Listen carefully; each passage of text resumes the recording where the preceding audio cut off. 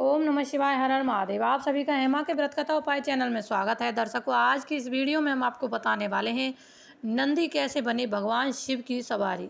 ये रोचक यानी कि पौराणिक कथा है।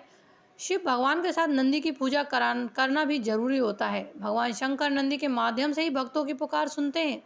तो कैसे नंदी जी शिव जी के यानी कि नंदी जी शिव जी के भक्त बन गए, और ये बहुत ही रोचक कथा है, बहुत ही पौराणिक कथा है। आप इस कथा का आनंद लीजिए और सोमवार के दिन इस कथा को अवश्य ही सुनना चाहिए।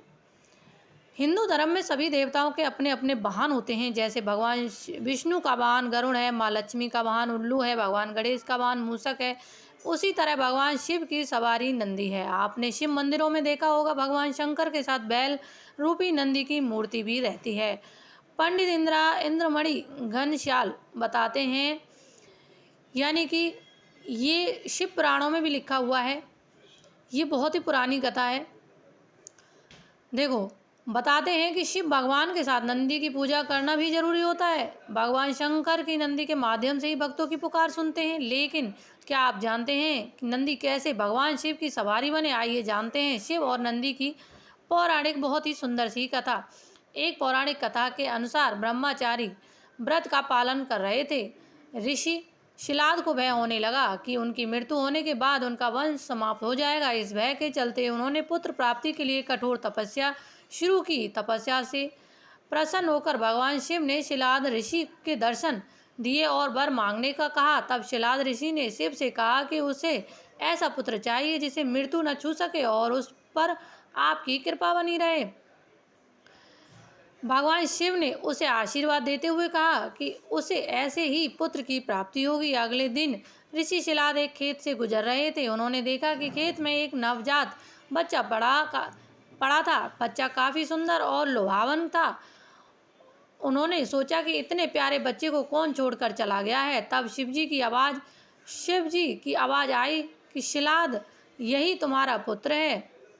यह सुनकर ऋषि शिलाद बेहद प्रसन्न हुए और बच्चे को देखभाल करने अपने साथ ले गए। उस बच्चे का नाम नंदी रखा गया। एक बार ऋषि शिलाद के घर पर 2 सन्यासी पहुंचे। उनका खूब आदर सत्कार हुआ।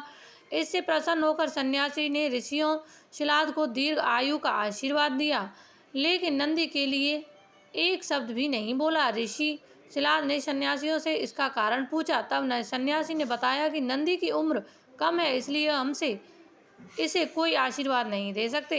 यह बात नंदी ने सुन ली और ऋषि शिलाद से कहा कि मेरा जन्म भगवान शिव की कृपा से हुआ है और वह ही मेरी रक्षा करेंगे। इसके बाद नंदी भगवान शिव की स्तुति करने लगे और कठोर तप किया। इससे प्रसन्न होकर भगवान शिव प्रकट हुए और नंदी को अपना प्रिय वाहन बना लिया। इसके बाद से भगवान शिव के साथ नंदी की पूजा होती है।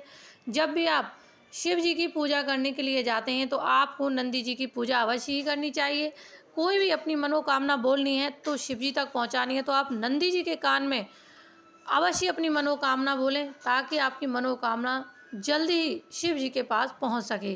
तो ये छोटी सी पौराणिक कथा थी।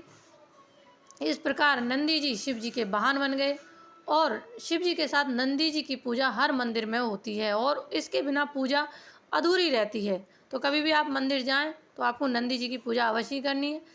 ओम नमः शिवाय, हर हर महादेव।